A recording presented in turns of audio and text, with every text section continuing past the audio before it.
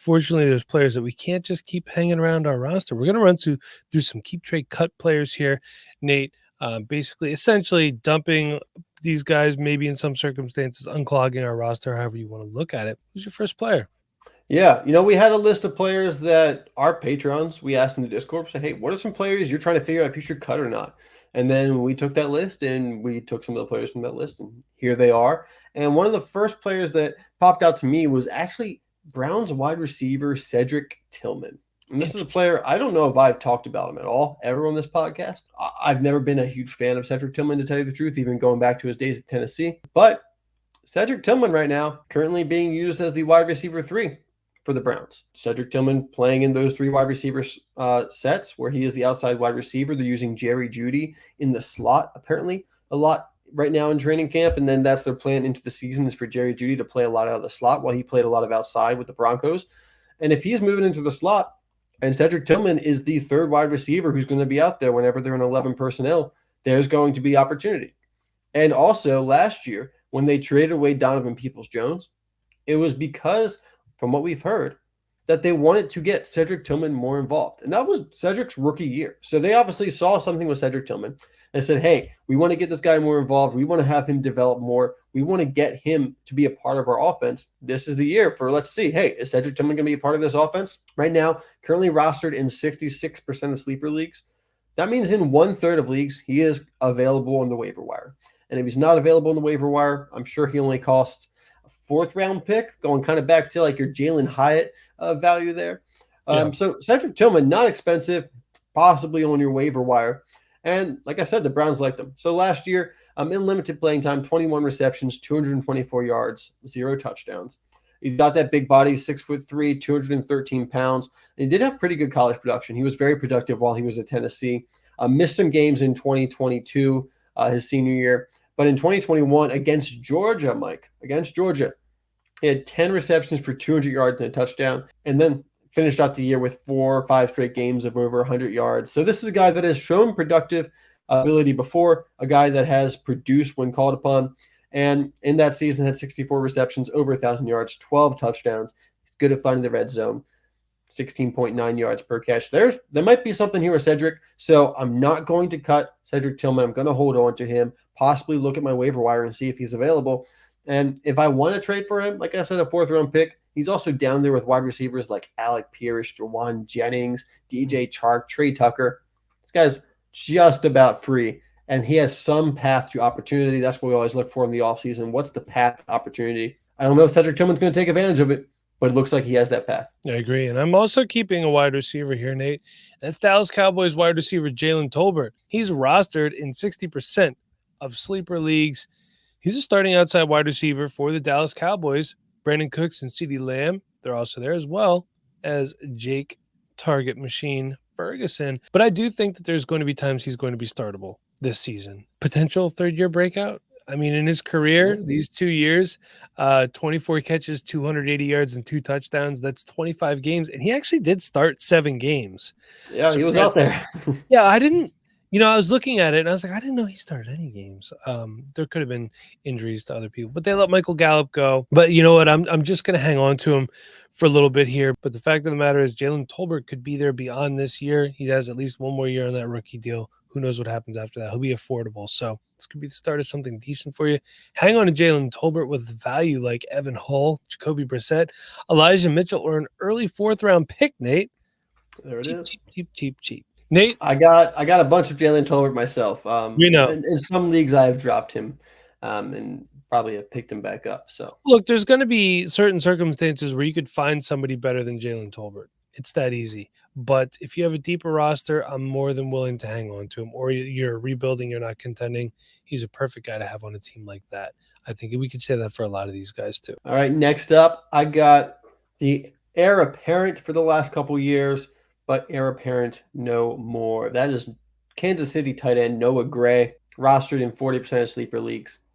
The dream's over, guys. Jared Wiley got drafted. Reports from camp say that he's doing quite well already, has picked up the playbook quite well. Travis Kelce's talking him up. He's the one that's now on a 4-year deal, and Noah Gray has 1 year left on his deal. Noah Gray, he's not now set up to be the heir apparent to Travis Kelce, so what is his value?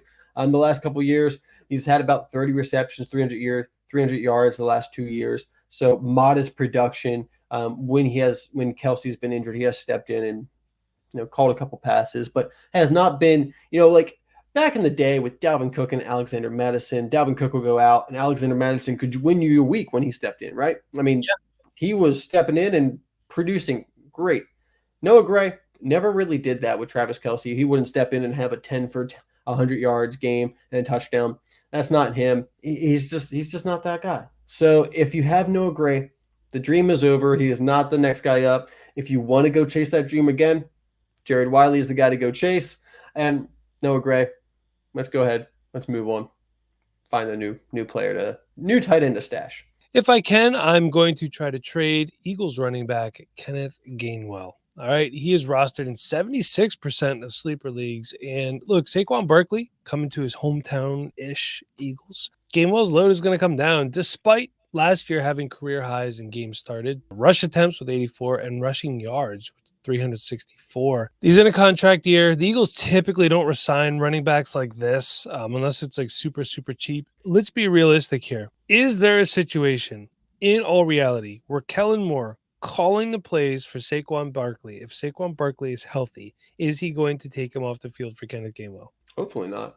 That's going to be a no for me, Nate. So I just don't think it's going to happen. I'm going to try to trade him if I can. I'll probably take a third for him right now. To be honest with you, I'll be happy with it. He's also a guy where I could forcibly hold, but if I had to make room for a player like we talked about Gus Edwards in the last pod, a guy like Gus Edwards, Brian Robinson, if I need a running back, I would cut Kenneth Gainwell to get one of those guys on my roster. You're making a trade, you're not getting those guys back, but you got to cut somebody. He's the last guy in line. He gone. It's come to an end here, unfortunately. What a bright flame for a couple years there. Yeah. But that flame is burned out. Juju Smith-Schuster. At one time, I don't know how far back our dynasty ranks go on our websites, but Juju Smith-Schuster, probably like a top 5 wide receiver in dynasty after his soft second year. Yeah. He was very, very productive and only 20, 21 years old, came into the league very early as well. Juju Smith-Schuster was a very, very good wide receiver when he was on the Steelers. But ever since then, he has kind of fallen down and, actually put up a respectable season with the Kansas City Chiefs. I will say that. But the Patriots was not a good place to go. That offense just was not an opportunity for him. He had a lot of injuries. Rumor has it out of the Patriots camp last offseason that Juju's knee is about to explode. That didn't help things at all. And then when he missed a lot of time, come on. All right. So Juju, we talked about Demario Douglas last podcast because Demario Douglas is, one of the best wide receivers in the NFL, at least certainly on the Patriots at this moment. You got Demario Douglas, you got Polk, you got Baker, you got Bourne. All 4 of those guys are roster locks for the Patriots, right? Yes. Because Bourne also has a big contract. So he's not a huge contract, but he did get extended. So he's definitely going to be on there. They like him a lot. 3 years, $35 million, because I had him as a buy a few weeks ago, and that deal was signed after he tore his ACL too. After the injury, they were like, "Hey, we want you back." Yeah, so he's not going anywhere. So your roster lock for sure. So those 4 guys locked down. I don't know if they're going to keep 6 wide receivers. I highly doubt it. They're probably just keeping 5. So that means that last wide receiver spot is down to Juju Smith-Schuster, Kayshon Boutte, and Tyquan Thornton. Now, not the biggest competition in the world, but Tyquan Thornton, he's the guy that always does well in training camp, and he provides a lot more in special teams than Juju Smith-Schuster does. And when you're the wide receiver 5 on a roster, you have to provide special teams value, especially with this new kickoff rule where you're going to have a lot more returns. Tyquan Thornton might be getting a lot more opportunities in that position and certainly a better factor there than Juju Smith-Schuster at this point in his career. So Juju, I don't know if he's even going to make the team. And now they signed him to a pretty decent contract. So you're wondering, well, he's got the money. They're going to keep him on the team because they signed him to a contract, right? He's got some guaranteed money this year. But if they cut him, they would save actually about $500,000 this year. So it's not like if they cut him, they're out. They actually save about $500,000 against the cap. And then if they cut him, they also save $7.5 million in cap next year. That's where the big cap savings come in. So Juju Smith-Schuster right now, not a lock to make the roster. Someone I'm willing to move on from. He's rostered still in 64% of leagues, Mike. I think the dream is dead here too. And I like Juju, and just unfortunately what it is these days. He's buried on the depth chart too. I mean, he's the third slot wide receiver behind Demario Douglas and KJ Osborne. So yes, and KJ Osborne, I didn't even mention him. I forgot about KJ Osborne. I'm an NFL coach right now. I'd probably rather have KJ Osborne over. Yeah, so sorry. Let me correct myself. Juju is fighting for the wide receiver 6 spot on this team, which might not even exist. My next player is Isaiah Spiller. Isaiah Spiller, rostered currently in 45% of sleeper leagues. I'm cutting him. I'm cutting Isaiah Spiller. He's done really just about nothing over the last 2 years. 55 carries for 137 yards in his 2-year career for the Chargers. They brought in Gus Edwards, J.K. Dobbins. They drafted Kamani Vidal. This is a new coaching staff, completely new coaching staff. Isaiah Spiller has done nothing to show this new coaching staff that, hey, I belong on this team. I know they're going to run the ball a lot, so it's nice to have a couple running backs on that team, but I don't think Isaiah Spiller has done anything to prove that he needs to make that team, that he's going to be a factor in that team. And I'll tell you what, he's rostered in 45% of leagues. If you cut him and Isaiah Spiller ends up after a Gus Edwards injury, a J.K. Dobbins injury, and Kamani Vidal injury being relevant, you can probably pick him up. Like, you're going to have the opportunity to pick up Isaiah Spiller if you need to, if you want to, if you really have a hard time cutting him. You will probably be the first one to pick him up later. So don't worry about cutting him right now. He has done nothing to, deserve a spot on your team at this point. There are other running backs buried on the waiver wire that probably have better opportunity than Isaiah Spiller at this moment. So I'm very happy to move on from Isaiah Spiller. Guy I like coming out of college, but has not been able to translate to the NFL at all. I liked him too. And, we should have gotten tipped off when he got day 3 draft capital. Yeah, so that was the first time. Amen. But we've seen guys with day 3 draft capital come pop a little bit. He just never has, like you said. So it's time to go. Just like it's time for this guy to go. He got the draft capital, Nate, and he has done nothing with it. That's Kadarius Toney, rostered in 64% of sleeper leagues. Nate, he's gone. He was wide receiver 108 in 2023. It has to say something when a team that drafts you in the first round is willing to move on from you a year after that they drafted you. That's got to be a major red flag. And I think the reason that people overlook that red flag is because he went to the Chiefs. Yep. And people say, oh, well, Andy Reid, blah, blah. And it's all well and fine. But he's done relatively nothing since he was there. 27 catches, 169 yards, and 0 touchdowns last year. Not good. Missed tons of time. Not tons, but lots of games due to soft tissue injuries. Nate, he was inactive for the Super Bowl last year. And honestly, I'm surprised the Chiefs haven't released him yet. So Kadarius, it's been real. It's been fun. It has not been a combination of the two, but it's time to go. Nate, what's another player you got? Another player I got, Mike.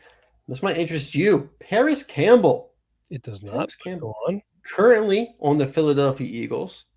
If you had asked me a couple weeks ago what team Parris Campbell was on, I'm not sure if I could have told you. But he is on the Philadelphia Eagles, and he is currently the wide receiver 3 for this team. Now, we'll go ahead and say, looking at the past, I don't know if the wide receiver 3 position for the Eagles has been extremely lucrative, but on a team that has Kellen Moore as the offensive coordinator now, I expect there to be an increase in pass attempts, which means, hey, if I can get a hold of the wide receiver 3 on this team for very cheap, and I will say free, because Parris Campbell only rostered in 18% of sleeper leagues, Mike. That means there's an 80% chance, 82% chance actually, that he is on your waiver wire. So this guy is free. You put a $0 bid in tonight, you get him tomorrow. It's that easy. Like I said, the current slot wide receiver 3 for the Eagles. He wasn't healthy last year with the Giants, but in 2022 with the Colts, he had 63 receptions for 623 yards and 3 touchdowns. That is a productive year. Not like a top wide receiver, but we've always known that Parris Campbell has the talent. This is a guy that ran a 4.3 at the combine, had a very productive career at Ohio State. We talk about those Ohio State wide receivers, Parris Campbell. But the question has always been health.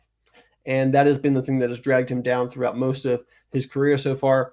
But hey, like I said, he's free. Take a swing on this guy as the wide receiver 3 for the Eagles. If he can stay healthy, he might have a couple weeks where he will do something. You probably won't be starting him those weeks, but hey, if Devonta Smith or AJ Brown go out for some reason and he's had a week or two where he's shown some life, this might be a guy you put into your flex one week. Or maybe you can trade him for a 3rd round pick, a 4th round pick. You're picking him off the waivers for $0. I'm not going to be too worried about what I'm flipping him for if I can flip him for anything.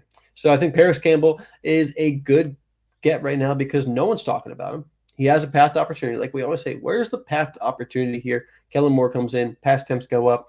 Going to see that 11 personnel. Parris Campbell might do something, and he's free. I don't hate it if you can get him for practically free. I am in agreement with Ruben Frank, who is an Eagles beat writer for NBC Philly, that the Eagles wide receiver 3 is not on the team. And yes, that is a lucrative position. If you take the combination of what they were trying to do at wide receiver last year, which was Quez Watkins, Julio Jones, Olamide Zaccheaus, and Britton Covey, you get 66 vacated targets between those players.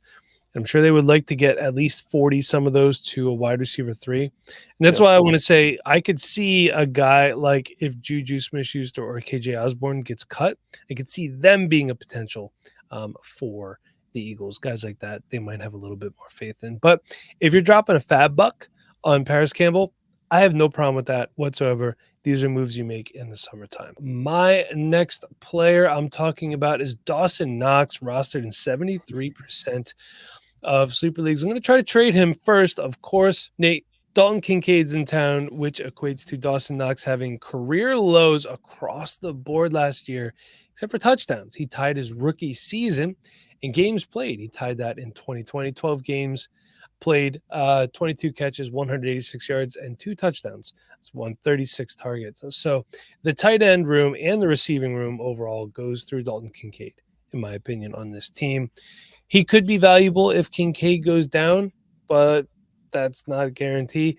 And there's always a possibility he gets looks if Kincaid gets moved around in formations, but we still don't know what that's going to look at. So I think I'm going to move on and I'm going to solidify. If I could get like a 3rd, I would prefer that. Or, he's also valued around players like Treylon Burks. I'm not going there. Adam Thielen, I'm not going there. Noah Fant interests me, though. Yeah. Noah Fant, I think we talked about him on the last pod. I know that. You said if Noah Fant had a Cade Otton season, if I can move Dawson Knox, you know what? Dawson Knox There and you go. Noah Fant, and he turns into Cade Otton, Noah Fant, that's a winning trade for me. Or can you just trade Dawson Knox in the 4th for Cade Otton? Yeah, maybe, possibly. Skip the middleman. Yeah, but some people might still want to hang on to the younger tight end. Noah Fant not been what people thought he was going to be coming into the NFL. Might be a little easier to acquire. But I do like your thinking. Nate, you got one more for us? One more, and this is a player that I used to love. Unfortunately, though, he's on the chopping block. Michael Carter, who is rostered in 43% of leagues, had 30 rush attempts last year for 187 yards, 1 total touchdown. Ended up being, averaging 3.9 fantasy points per game. Michael Carter, as much as I loved him, and I was checking his player profiler page out. He was the running back 28 in points per game his rookie year. That's insane. But day 3 running back, we know how that goes. He got moved from the Jets to the Cardinals, and the Cardinals have James Conner. They just drafted Trey Benson. That moves Michael Carter even farther down the pecking order. And then they went out and they signed DJ Dallas this offseason, Mike. And some people might laugh at that. They might scoff at that. Why am I talking about DJ Dallas in this Michael Carter segment? Well, DJ Dallas secured a 3-year deal, Mike. They gave him a 3-year deal with enough guarantees where they would lose money against the cap this year if they cut him. So DJ Dallas is making that roster, most likely, because he's a very good role player. He's good in special teams. He's one of the better special team running backs in the NFL. We got James Conner, we got Trey Benson, we got DJ Dallas, and it becomes, is it Michael Carter or is it Dean Mercado for that last spot on the roster? And that's even if they take 4 running backs into the season, they might just have 3 running backs and a guy on the practice squad. So Michael Carter, not guaranteed a roster spot, still rostered in 43% of leagues, and has not been productive, has been overlooked since his time with the Jets, and not someone that is on his way up right now. So someone I'm unfortunately going to move on from. Just as much as I love the talent, loved what he did on tape coming out of college, just has not been able to translate that into year-over-year production in the NFL.